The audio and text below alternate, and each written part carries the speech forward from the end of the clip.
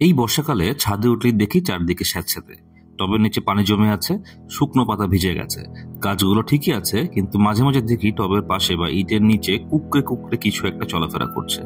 দেখতে অনেকটা হলুদ রঙের, শরীর লম্বাটে, আর পা গুনতে গেলে মনে হয় শত শত পা। ভয়ে প্রথমে চমকে উঠলেও পরে খোঁজ নিয়ে জানলাম ওটা আসলে হলো ইয়েলো মিলিপিড। মিলিপিড সম্পর্কে ধারণা: এই পোকাটা আসলে খুব একটা ক্ষতিকারক না। এরা মাটির জৈব উপাদান খায়, অনেক সময় মাটির জন্য ভালো কাজ করে।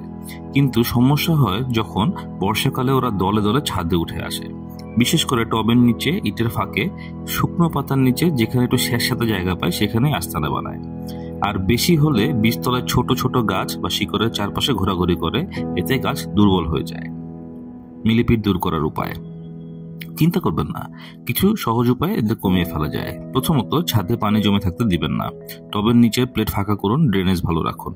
দ্বিতীয়ত, শুকনো পাতা বা মাটি যেখানে জমে আছে সেগুলো পরিষ্কার করে ফেলুন, কারণ এই স্যাঁতস্যাঁতে জায়গায় তারা লুকিয়ে থাকে।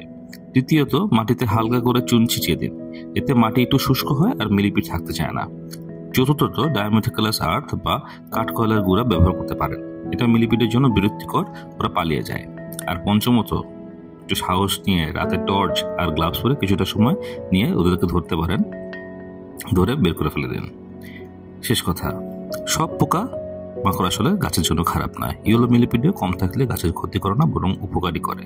কিন্তু যখন অনেক সংখ্যায় বেড়ে যায় তখন নিয়ন্ত্রণ করাই বুদ্ধিমানের কাজ। আমরা যারা ছাদ বাগান করি তাদের জন্য বর্ষাকালে একদিকে আশীর্বাদ, অন্যদিকে ভীষণ চ্যালেঞ্জ। এই মিলিপিডগুলোকে একটু নজরে রাখলেই গাছের যত্ন সহজ হয়ে যাবে। এইরকম আরো সহজ সমাধান ও ছাদ কৃষির বাস্তব অভিজ্ঞতা নিয়ে নিয়মিত আপডেট পেতে বাংলাগুলোর সাথেই থাকুন। লাইক দিন, ভিডিওতে বন্ধুদের শেয়ার করুন, আর সাবস্ক্রাইব করতে অবশ্যই ভুলবেন না। বিদায় আজকের মতো।